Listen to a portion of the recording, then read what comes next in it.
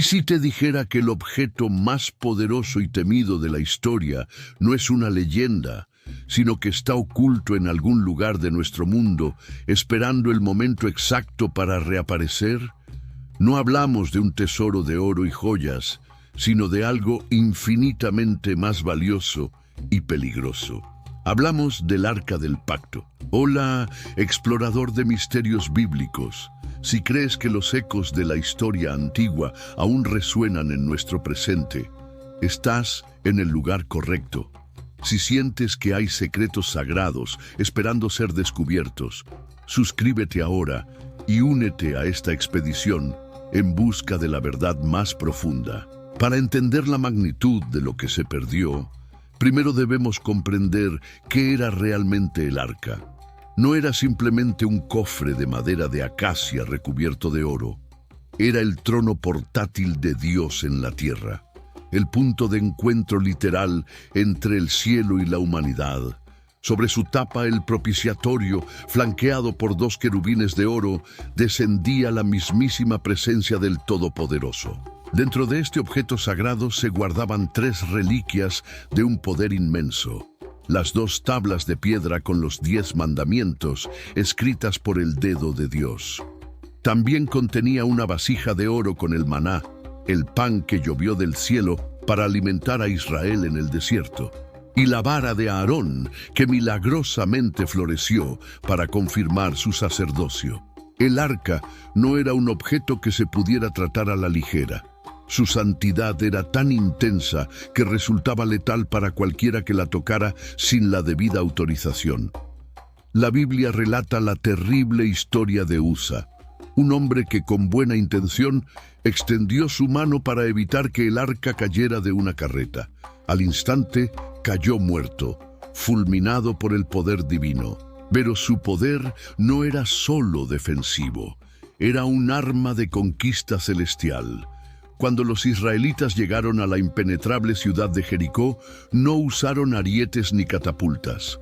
Durante 7 días, los sacerdotes simplemente marcharon alrededor de las murallas de la ciudad, llevando el arca del pacto en procesión. Al 7º día, al sonido de las trompetas, los muros se desplomaron. Durante casi 500 años, el arca fue el corazón palpitante de la nación de Israel. Finalmente, fue depositada en el lugar más sagrado del Templo de Salomón, el lugar santísimo.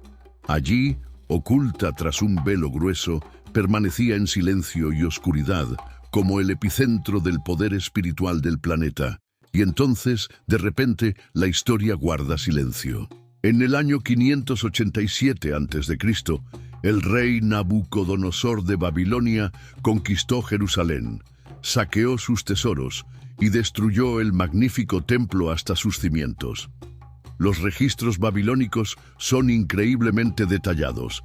Enumeran cada copa de oro, cada candelabro y cada tesoro que se llevaron de vuelta a Babilonia. Pero hay una omisión impactante. No mencionan el Arca del Pacto. ¿Cómo es posible? ¿Cómo el objeto más importante, el premio gordo de la conquista, simplemente no aparece en la lista del botín? ¿Fue destruido en el incendio, algo impensable para un objeto de tal poder? ¿O fue robado por los babilonios y su registro se perdió? ¿O acaso sucedió algo mucho más extraordinario? La pregunta de su paradero ha obsesionado a teólogos, arqueólogos y aventureros durante más de 2500 años. Es el mayor misterio sin resolver de la arqueología bíblica. La búsqueda para resolver este enigma nos llevará a través de continentes y milenios, comenzando en las misteriosas tierras altas de África, donde una antigua tradición afirma custodiar el arca hasta el día de hoy. Nuestra primera parada en esta búsqueda global nos lleva al corazón de África, a las antiguas y escarpadas tierras altas de Etiopía. Aquí, una tradición milenaria, tan firme como las montañas que la rodean, declara con una certeza inquebrantable que ellos son los guardianes del arca perdida. Esta afirmación no es una teoría moderna ni una atracción turística. está profundamente arraigada en su identidad nacional y religiosa, contenida en su libro sagrado, el Kebra Nagast o la Gloria de los Reyes. Según esta crónica épica, la historia comienza hace casi 3000 años, con la famosa visita de la reina de Saba al rey Salomón en Jerusalén. Impresionada por su sabiduría y riqueza, la reina se quedó durante varios meses, aprendiendo de él.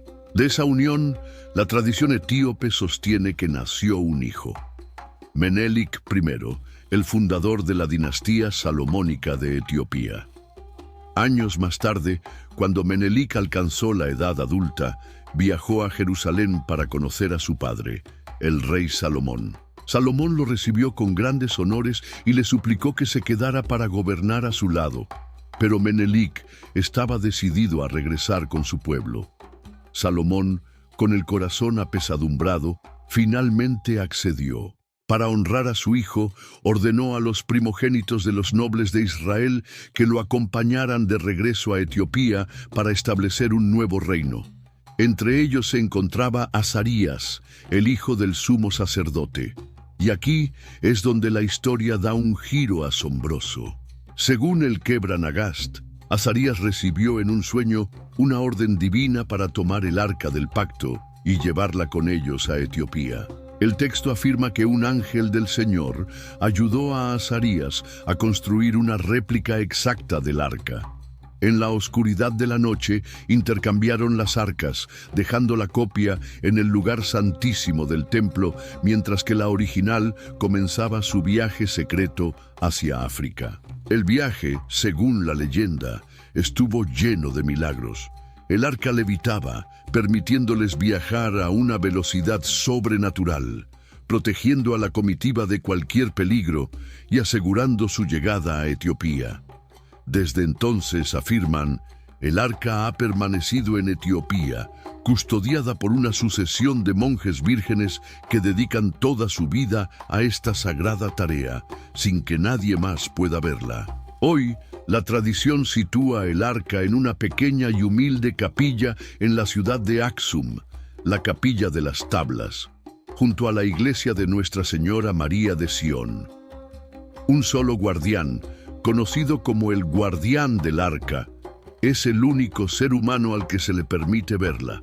Este monje es elegido de por vida y nunca puede abandonar los terrenos de la capilla hasta su muerte. Cuando un guardián siente que su fin está cerca, nombra a su sucesor, transmitiendo el conocimiento y la responsabilidad a la siguiente generación. Es una cadena ininterrumpida de custodia que, según ellos, se remonta a miles de años. La evidencia es circunstancial pero fascinante. Las antiguas prácticas del judaísmo, como la circuncisión y las leyes dietéticas, están profundamente arraigadas en la cultura etíope. ¿Es esta una historia real, un secreto celosamente guardado durante milenios? ¿O es una elaborada leyenda creada para dar a una nación un linaje sagrado y una conexión directa con el Dios de Israel? Pero mientras los ojos del mundo miran a África, una teoría mucho más explosiva y peligrosa sugiere que el arca nunca abandonó Jerusalén y que yace oculta, literalmente, bajo el punto más conflictivo del planeta. Dejamos atrás las leyendas africanas y regresamos al epicentro del misterio, la ciudad de Jerusalén, porque una de las teorías más convincentes, respaldada por antiguos textos judíos, sostiene que el arca nunca fue robada, ni por etíopes ni por babilonios. Esta teoría propone que el arca fue deliberadamente ocultada, no en una tierra lejana, sino directamente debajo del lugar donde una vez reposó, el monte del templo. Los antiguos rabinos y sabios judíos escribieron extensamente sobre este tema. Sostienen que el rey Salomón, con su legendaria sabiduría y previsión profética, sabía que su templo no duraría para siempre. Él previó un tiempo futuro en que una nación enemiga vendría a profanar el lugar sagrado y a llevarse sus tesoros. y tomó medidas extraordinarias para proteger el objeto más santo de todos. Según estas tradiciones, Salomón ordenó la construcción de un complejo sistema de túneles, cámaras y laberintos en la roca madre, profundamente debajo del lugar santísimo, un escondite subterráneo, diseñado específicamente para ser la bóveda de seguridad definitiva para el Arca del Pacto en tiempos de crisis nacional. El plan fue transmitido de generación en generación a través de la línea de los sumos sacerdotes. Siglos más tarde, durante el reinado del justo rey Josías, la amenaza se volvió inminente. El profeta Jeremías estaba advirtiendo sobre la inminente destrucción de Jerusalén a manos del imperio babilónico. El rey Josías, comprendiendo la gravedad de la situación, habría dado la orden final. En una operación secreta, realizada en la más profunda oscuridad, un grupo de sacerdotes levitas habría descendido a las entrañas del monte del templo, llevando consigo el arca. La habrían depositado en la cámara designada por Salomón, sellando los pasajes detrás de ellos y borrando cualquier rastro de su existencia en la superficie. De este modo, cuando los ejércitos de Nabucodonosor finalmente irrumpieron en el templo y lo saquearon, el arca ya no estaba allí, estaba a salvo, durmiendo en el corazón de la montaña sagrada. Esta teoría explicaría por qué el arca no aparece en la lista del botín babilónico y por qué nunca se menciona en el segundo templo construido después del exilio. Simplemente permaneció oculta. Si esto es cierto, significa que el arca del pacto podría estar, en este preciso instante, a solo unos metros debajo de uno de los lugares más sagrados y disputados del mundo, la cúpula de la roca. El templo del rabino Shlomo Goren, quien fue el rabino jefe de las fuerzas de defensa de Israel, afirmó haber localizado la entrada a estos túneles después de la Guerra de los 6 días en 1967. Él creía firmemente que estaba a punto de descubrir el arca, pero las autoridades, temiendo una reacción violenta masiva en el mundo musulmán, detuvieron abruptamente todas las excavaciones y sellaron la entrada. Y esa es la tensión central de esta teoría. Si el arca está realmente allí, cualquier intento de recuperarla podría desencadenar un conflicto religioso y geopolítico de proporciones inimaginables, un verdadero Armagedón. ¿Es esta la razón por la que el secreto se mantiene tan celosamente? ¿Está la paz mundial, por muy frágil que sea, pendiendo del hilo de un misterio arqueológico enterrado? La idea de que el arca esté al alcance de la mano, pero sea intocable, es vertiginosa. Sin embargo, una tercera teoría, la más mística de todas, propone que su paradero no está en la tierra, sino bajo una custodia mucho más poderosa. Nuestra investigación nos ha llevado de las tradiciones etíopes a los túneles ocultos bajo Jerusalén. Pero existe una tercera posibilidad, una que trasciende la arqueología y la historia humana y entra directamente en el ámbito de la intervención divina. Esta teoría sugiere que el arca del pacto no fue trasladada por príncipes ni escondida por sacerdotes.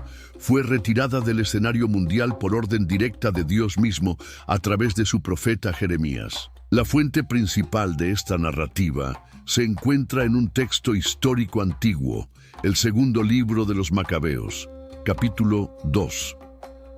Aunque no forma parte del canon protestante, es un documento valioso que preserva tradiciones judías de la época.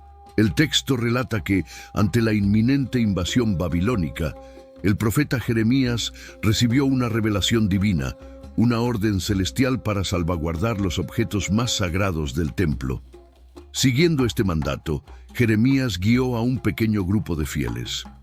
Tomaron el arca del pacto, el tabernáculo y el altar del incienso y los llevaron fuera de la ciudad condenada. Su destino fue el monte Nebo, la misma montaña desde la cual a Moisés se le permitió ver la tierra prometida antes de morir. Un lugar cargado de un profundo simbolismo espiritual. Allí, En una cueva desconocida, Jeremías ocultó los objetos sagrados. Luego, selló la entrada y se volvió hacia sus compañeros, quienes querían marcar el lugar para poder encontrarlo más tarde. Pero el profeta les dio una advertencia solemne y misteriosa. Declaró que el lugar permanecería desconocido para la humanidad, oculto a los ojos de todos. Y aquí viene la parte más crucial de la profecía. La cueva y el arca permanecerían en secreto hasta que Dios vuelva a reunir a su pueblo y les muestre su misericordia. En ese tiempo futuro, dice el texto, el Señor revelará estas cosas, y la gloria del Señor aparecerá junto con la nube, tal como se manifestó en los tiempos de Moisés y de Salomón. Esta teoría cambia por completo la perspectiva del misterio. La desaparición del arca deja de ser una tragedia histórica para convertirse en un acto deliberado y soberano de Dios. Según esta visión, Dios mismo retiró su trono físico de la tierra. ¿Por qué lo haría?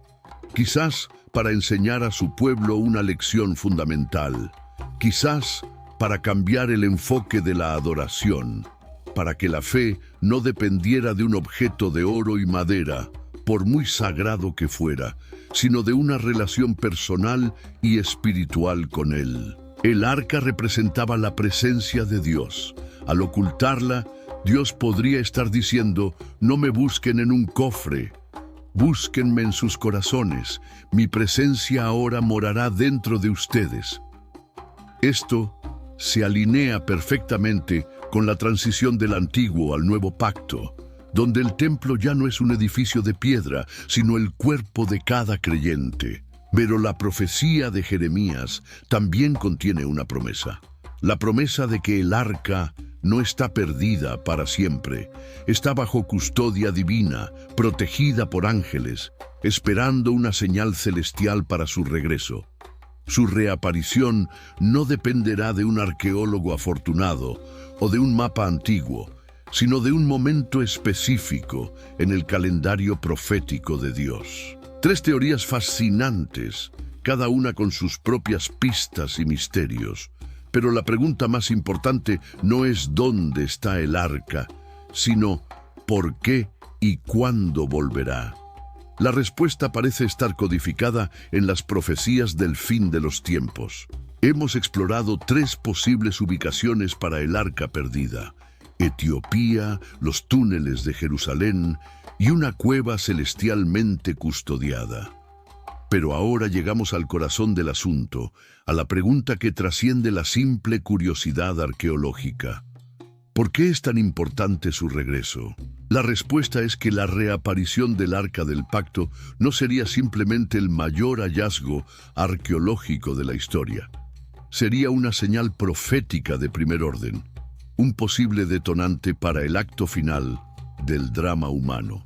Para muchísimos eruditos, tanto judíos como cristianos, el arca es la pieza que falta en el rompecabezas escatológico. Es la llave indispensable para la consagración de un edificio que hoy solo existe en planos y oraciones, el tercer templo de Jerusalén. El primer templo, el de Salomón, albergó el arca. El segundo templo, reconstruido después del exilio en Babilonia, tuvo un lugar santísimo, pero estaba extrañamente vacío. El corazón se había ido. La creencia es que un futuro tercer templo no puede ser plenamente funcional, no puede ser verdaderamente la morada de Dios en la tierra sin la presencia del arca en su lugar santísimo. Es el único objeto capaz de consagrar ese espacio como el más sagrado del planeta. Sin el arca, el tercer templo sería solo un edificio magnífico, pero sin el alma, sin la presencia manifiesta de Dios. Aquí es donde entra en juego la asombrosa profecía de Ezequiel en el capítulo 43. Después de describir con un detalle minucioso las medidas del templo futuro, Ezequiel tiene una visión. Ve la gloria de Dios regresando al templo. La describe como un sonido de muchas aguas y una luz que llena la tierra. Y la gloria entra en el templo. y lo llena por completo. Muchos creen que esta gloria de Dios, la Shekinah, está intrínsecamente ligada al Arca del Pacto, su trono terrenal. El regreso de una significaría el regreso de la otra. Por lo tanto, el descubrimiento del Arca no sería un evento aislado, sería la señal inequívoca de que el tiempo de construir el tercer templo ha llegado. Y este evento, a su vez, es una de las principales señales del fin de los tiempos. La construcción de este templo en el monte Moriah, un lugar hoy ocupado por la cúpula de la roca, desencadenaría una serie de eventos profetizados que alterarían el orden mundial para siempre. Esto nos coloca frente a una paradoja escalofriante.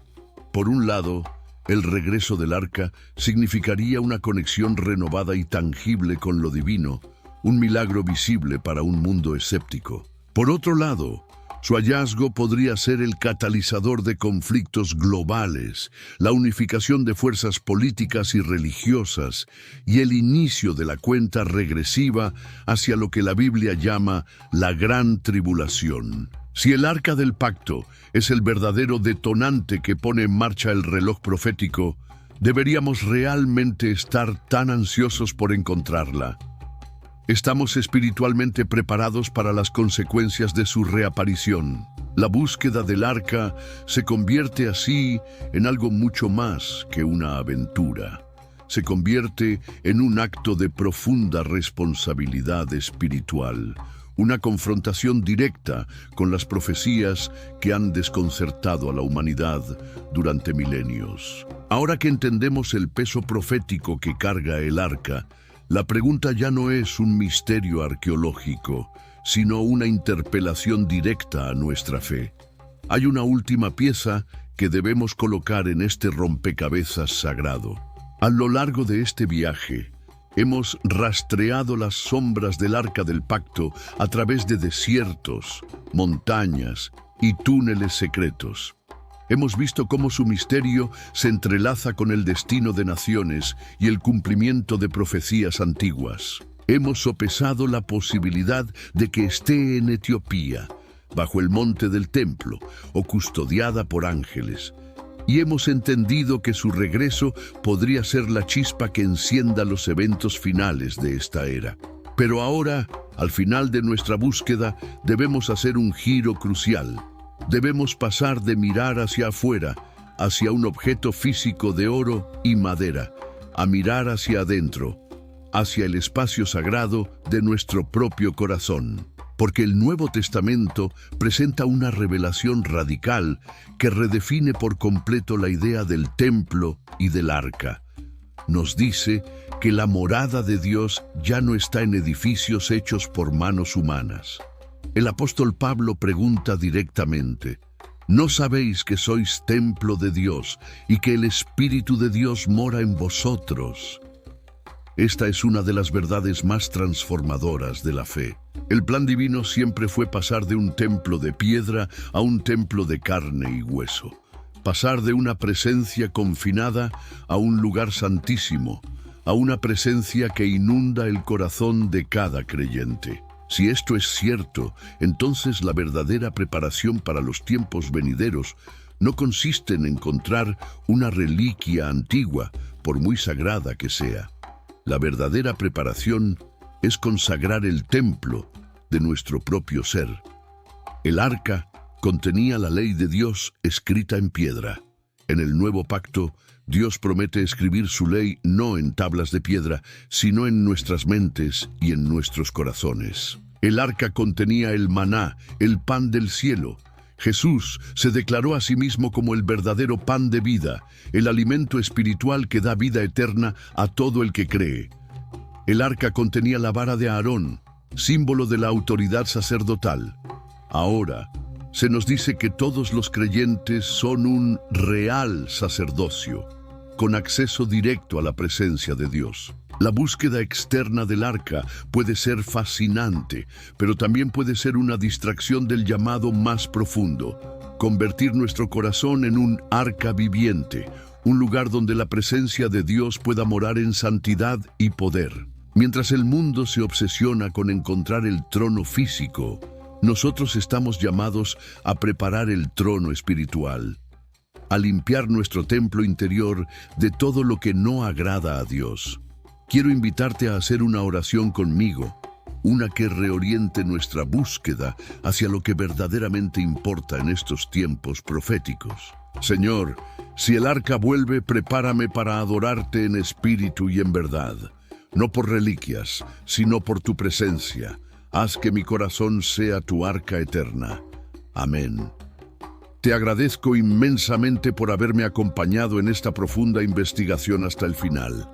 Tu pasión por estos misterios sagrados es lo que da sentido a nuestro trabajo. Si este viaje te ha impactado, por favor, compártelo con otras personas que también buscan respuestas. Dale a like para ayudar a que este mensaje se difunda y suscríbete para que sigamos explorando juntos. Y cuéntame en los comentarios, ¿cuál de las teorías sobre el arca te parece más convincente y por qué? Tu perspectiva enriquece a toda nuestra comunidad. No olvidemos que la mayor reliquia no es la que está perdida, sino la presencia de Dios que podemos encontrar hoy dentro de nosotros. Nos vemos en las estrellas.